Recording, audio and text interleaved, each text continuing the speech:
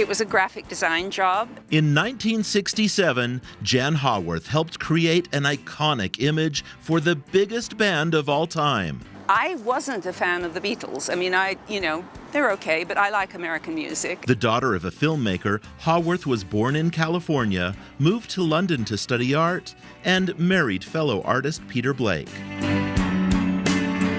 Art dealer and friend to the Beatles, Robert Fraser asked the couple to help develop an idea for an album cover. We listened to some music at Paul's house. We went over a couple of times and heard some tracks. Yes, that Paul. Peter said he would like to do a piece that would be a collage of their heroes. I was coming in from the movie industry, and he was coming in from, a collage artist. So that's how it came together. It was a full-size set. The concept clearly worked. The Fab Four front and center amongst sculptures, photographs, and cutouts of contemporaries. They picked a third of the heads that appear on the cover. Comedians and composers among them. Ringo came in with maybe one or two heads. George Harrison suggested Indian gurus. The Beatles were supposed to pick their heroes, and among John's heroes were Hitler and Jesus Christ.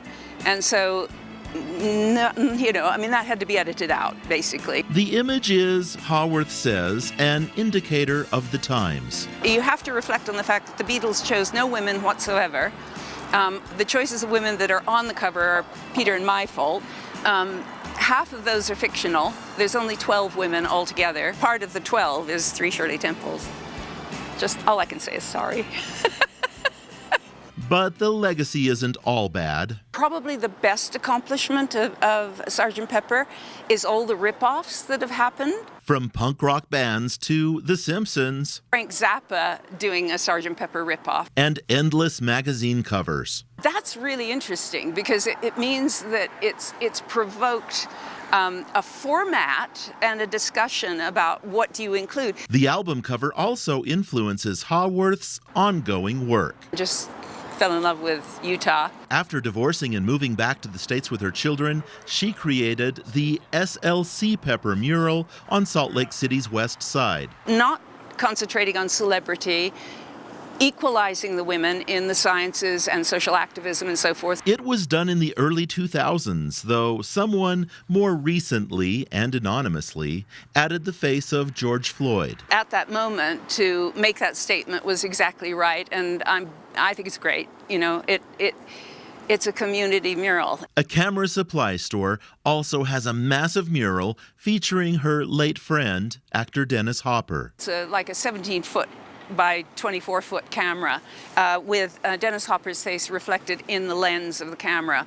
And that leads you to it reflecting again visions of Dennis Hopper going through his life but getting younger each time. And most recently, it's Utah Women 2020. Featuring female dignitaries and unsung heroes. A collaborative project Haworth guided at times from home during the pandemic. 250 people worked on the mural making stencils. 90% of those are non-artists. In love with her more recent work, scientists, medical, music, dance, all of these zones. Haworth knows the image she's most associated with is the album cover for Sgt. Pepper's Lonely Hearts Club Band. It was a job. We got paid $100, £100 each, and that was that. But we did get a Grammy. That was good. Todd Tanner, Fox 13 News, Utah.